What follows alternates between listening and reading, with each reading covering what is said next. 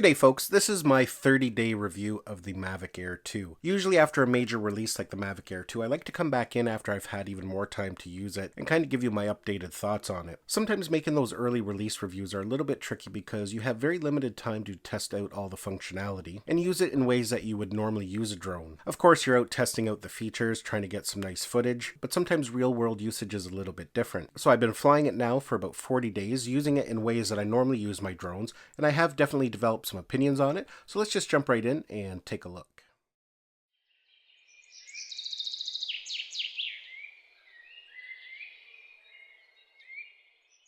So as stated, this is my 30-day review of the Mavic Air 2, and I can actually go into a little bit more detail now because I've had more time to use it in real-world situations. Sometimes it can be very tricky doing those early release reviews, especially when you're trying to go over some of the features. The firmware on these early release units usually are still in beta and tend to be updated almost daily. There's always features being added and taken away while they're working out the bugs, so it can be really difficult to determine how things work on the final release. And not to mention the DJI Fly app was still in beta, so there was a lot of changes being made there as well. For example, with the Mavic Air 2, on my unit anyways, there was no way to enable APAS, so it was really hard to get in and test it out, check out the functionality. The toggle for APAS didn't show up until the final release for the general public. So in that aspect, it can be kind of tricky. But now that the drone has been out in people's hands for several weeks now, and the firmware has actually been updated a few times since then, it's easier to take a look at things and decide what's still missing and what needs to be added. There are some features that I believe that are still missing, and we probably will see them in a firmware update over the next couple weeks. But first, let's get right in and I'll kind of tell you what I think of this drone.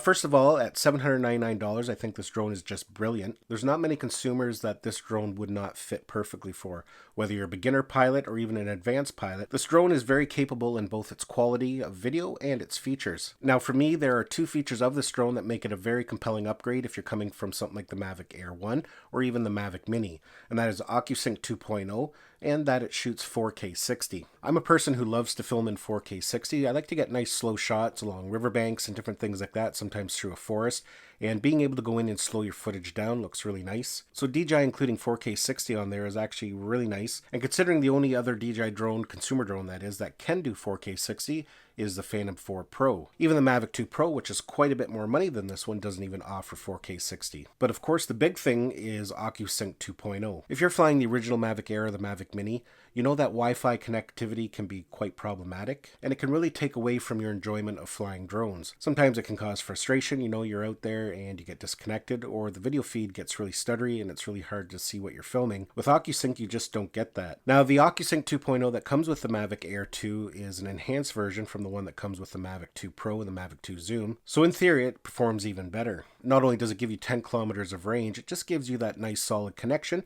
so even if you are fair ways out, you don't get breakup. Now, of course, most people fly within line of sight. They're not going to be going that far away, but that range and stability is very important when you're flying in an urban environment. If you're in a park with a lot of Wi-Fi signals around you, you don't have to worry about the drone video feed breaking up or getting disconnected, and that just makes for a really enjoyable flight. So between 4K 60 and the OcuSync 2.0, to me that's a worthwhile upgrade. You're getting one impressive drone for $799. Of course, there are a ton of other things that make it pretty incredible, so let's go ahead and talk about some other things that I like about it and a few things that still need work. First of all, let's talk about the remote. I actually really like this remote. I know if you're watching reviews, you're probably seeing a lot of different opinions on it. It's kind of split down the middle. Some people love it, some people dislike it. Biggest complaint that people have about it is that it's too large. But in reality, if you compare it to a standard DJI remote, you can see there that it's not that much bigger.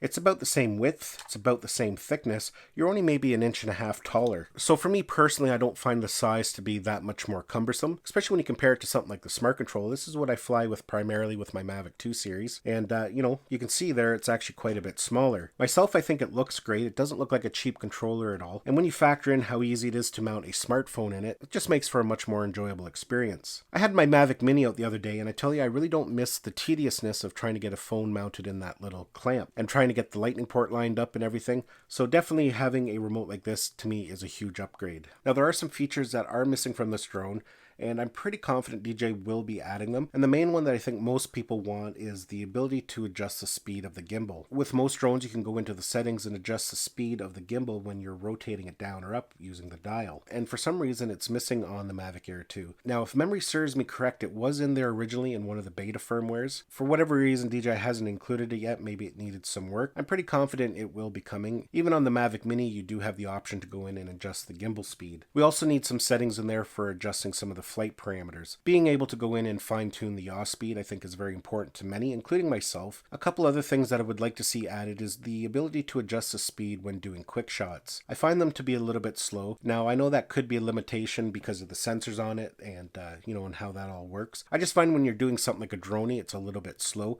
It would just be nice to go in and be able to set the speed to have the drone fly up and away quicker. Now, I know when you're in post, you can go in and edit the speed of the footage, but for people who just want to go in and shoot a quick video, they may not want to have to go in and do editing or may not even have the know-how to do that. So it'd be nice if you could adjust that within the app just to save that extra step. I really like how they have the intelligent flight modes all kind of built into one easy to use package. Just being able to draw a box on the screen around a subject you want to do a point of interest around just makes it nice and easy. Of course, another big improvement of the original Mavic Air is that it's nice and quiet now. I did upload a video doing a noise comparison test of the original Mavic Air against the Mavic Air 2, and it was quite noticeable. Now, when it comes to the DJI Fly app when flying the Mavic Air 2, again, it's one of those things that some people like and some people dislike. There are many people that would prefer to still use the Go 4 app. I myself don't mind it. I like the really clean interface of it, but there are some improvements that I think that DJI could do to it. The first thing I kind of like better about the Go 4 app is that the battery information was a little bit more prominent right on the screen. You could see it visually. At a glance, you could easily see when the drone was going to initiate a return to home. And that kind of leads me into my next point. The battery information and some of the text at the top can be very difficult to read, especially when you're filming and you're against something like a cloudy sky. Another thing that I think should be added to the Fly app is the ability to turn off the downward facing sensors. That's a pretty standard thing on the Mavic 2 series, especially they recommend when you're flying over things like waters to turn that off. I actually had an issue the other day. I was flying in some fog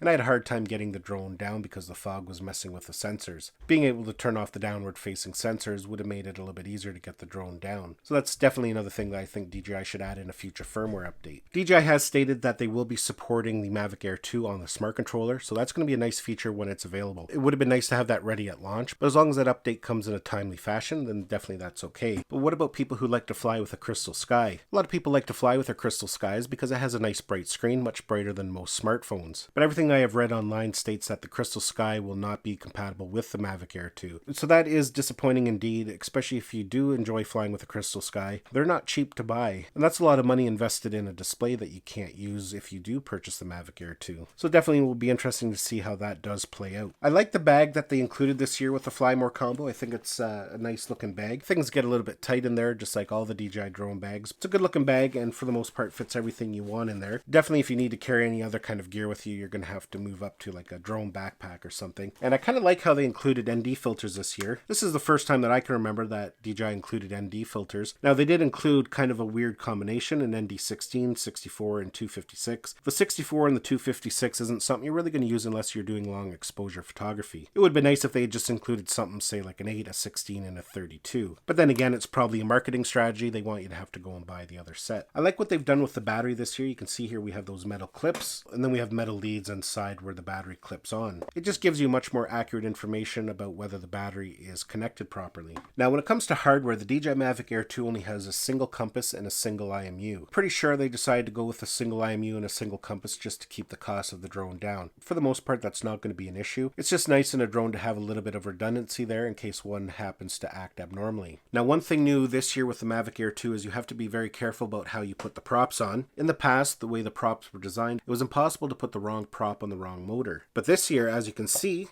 it's quite easy to do. And that's to do with a redesign due to a patent dispute. DJI has developed a new system here. So that is something you do have to take some extra precaution with. Now, if you do happen to put them on wrong, you're not going to get up in the air and things are going to go crazy. Basically, if you try to take off with them in the wrong direction, the drone's basically just going to flip over. Now, lastly, when it comes to hyperlapses, I would like to see a few more options there. Myself, I would like to be able to record them in 4K, and I'd like to see a few more options with intervals. So when we take a look at everything that we've talked about here in this video review, anything that I would like to see changed or are added can all be done with firmware. All in all, this drone is just incredible for the money. I'm still actually surprised that DJI was able to release a drone of this caliber and still keep it at the $799 price tag. Just all the features and the quality of this drone could easily have sold for $1,000. So that's good on DJI to be able to cram all this technology into a compact little drone like this and still keep it affordable for most people. I really like this drone. I have had a ton of fun flying it. In fact, since I've had it, I haven't even flown my Mavic 2 Pro. If you're on the fence about upgrading from the original Mavic Air, definitely is well worth the upgrade just for the AutoSync 2.0 and the 4K 60 alone. There are a ton of other features that I didn't touch base with in this video. This is just more of an updated 30 days in review. If you want to know more about some of the features, I have a video that I uploaded a couple weeks ago called 32 Reasons to Upgrade. It goes over all the features and enhancements from the original Mavic Air and the Mavic Mini, all different reasons on why you might want to consider an upgrade. I would love to hear from you what your favorite features are of the Mavic Air 2 and what made you decide to upgrade. If there's anything you dislike about it, I would love to hear that too. It's always interesting to hear other people's perspectives. So drop a comment down below and let me know what you think. Well folks, I want to thank you for watching this video. I really appreciate it when you guys take the time out of your day to watch one of my videos. If you enjoyed it and got some value out of it, don't forget to hit that thumbs up button. Don't forget to subscribe, and don't forget to hit that bell notification icon. That way you get notified when I do upload a new video. Thanks a lot for watching, and we'll see you in the next one.